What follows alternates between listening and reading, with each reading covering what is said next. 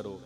भगवान का संपूर्ण शरीर कैसा है? कमर के नीचे भगवान के 7 लोक हैं, कमर को मिला के ऊपर 7 लोक हैं, नीचे के अतल वितल सुतल तलातल महातल रसातल पाताल और ऊपर के भू भुआ स्वा महा जना तपा सत्य, ऐसे करके 14 भुवनों में महाराज 3 लोक 14 भुवन भगवान ही भगवान व्याप्त हैं, उनके अतिरिक्त कुछ भी नहीं है। कहा हासो जनोन्माद करी चमाया, जो कुछ भी मुस्कान देखते हैं, महाराज कहते हैं जो कुछ भी माया प्रपंच देखते हैं वो सब भगवान की माया है, भगवान की मुस्कान ही माया है। ऐसा हासो जनोन्माद करी चमाया, भगवान की मंद मंद मुस्कुराहट ही भगवान की माया है।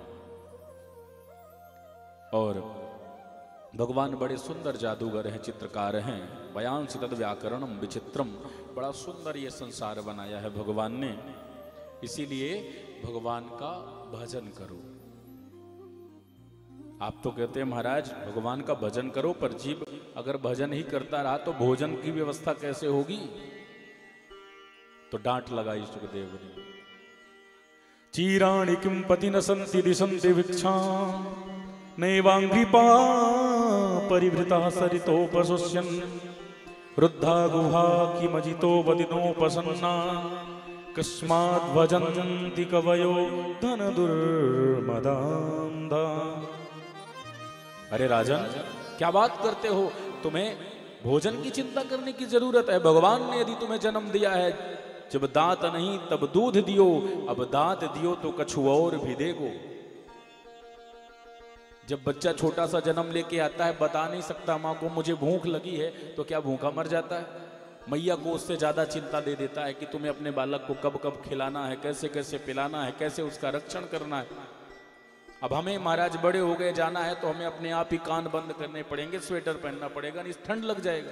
अब छोटा बच्चा हो तो बताएगा मम्मी टोपा लगा दो, बोल भी नहीं सकता 1 महीने का बालक, तो माँ अपने आप ही उसका रक्षण करेगी। ये व्यवस्था चिंता करने की माँ को सौंप दी। जब दांत नहीं तब दूध दियो, जब तक मुख में दांत नहीं थे कुछ खा पाओ चबा पाओ, तब तक भगवान ने अपने क्षीर सागर से, क्षीर सागर कैसा है? जहां दूध का महाराज सागर है, दूध ही दूध है। भगवान ने क्या किया? जब माँ को गर्भ देता है, माँ के द्वारा शिशु का जन्म होता है, तो अपने क्षीर सागर से माँ के पयोधर में कनेक्शन जोड़ देता है। और जब तक बच्चा नहीं बोल सकता, जब तक बच्चा कुछ नहीं खा पी सकता, कुछ चबा नहीं सकता, तब तक भगवान कहते हैं कुछ खाने पीने की जरूरत नहीं है, चकाचक मेरे क्षीर सागर के दिव्य दूध का पान करो। तो माँ के पयोधर के द्वारा अपनी तृप्ति करता है और बालक को माँ ही अपने द्वारा पोषण करा देती है। जैसे ही बच्चा बड़ा हुआ, दूध वाले दांत दे देते हैं भगवान, छोटे छोटे, ज्यादा बड़ा बड़ा सा नहीं चबाना, थोड़ा थोड़ा स्वाद लेना, तो छोटे छोटे दांत दे दिए। ज्यादा मजबूत बड़ी कड़ी चीजों को नहीं खाना है। धीरे धीरे जब वो अवस्था बढ़ती है, थोड़ा थोड़ा खाते थे हम, भगवान ने कहा चलो अब इनको वापस करो, हम बढ़िया वाले दांत देते हैं। तो भगवान ने मजबूत वाले दिए और दूधिया दांत वापस कर लिए। प्रेम से कहो राधे राधे। थोड़ा और प्रेम से कहो, थोड़ा और प्रेम से। तो भगवान की चित्रकारी है, जादूगरी है। भगवान अपनी मर्जी से सारी व्यवस्था बनाते हैं। जैसे ही महाराज भोजन करने लगता है, वैसे ही माँ के कनेक्शन को कट कर देते हैं। फिर उसके बाद क्षीर सागर का कनेक्शन कट। अब आप सोचिए, यदि अगर ऐसा नहीं हो, आप कहेंगे सब बनावटी बातें हैं, तो इतनी सारी माताओं के द्वारा बच्चों का पोषण होता है, तो इतनी सारे दूध की सप्लाई कौन करता है महाराज? यहाँ 1 लीटर दूध लेने जाना हो तो महाराज मिलावटी, वो भी पैकेट वाला 60 रुपए किलो मिल रहा है।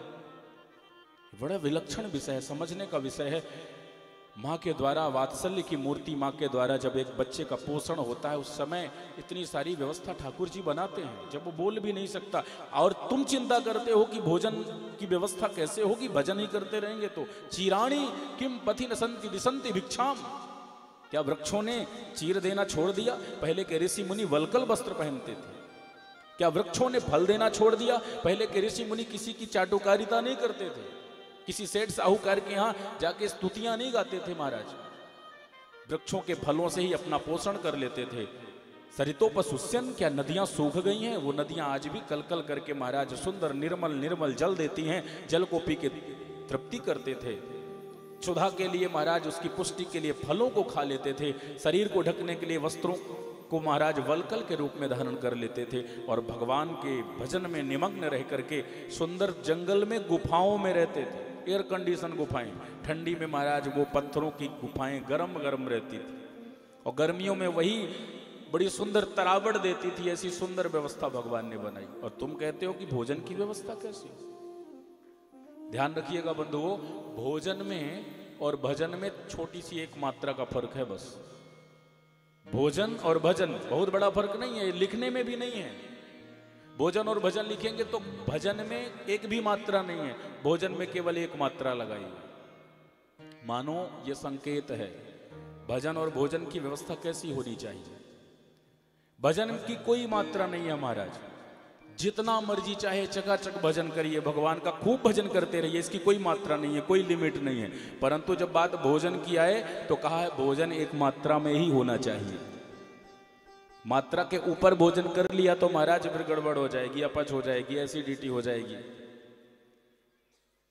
इसलिए भोजन मात्रा में किया जाए और भजन महाराज खूब अनवरत भाव से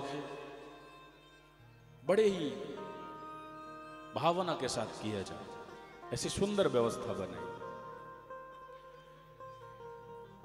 महाराज परीक्षित को अर्चना के क्रम भी बताए कि उपासना के क्रम में किस देव की उपासना करने से क्या प्राप्ति होती है, और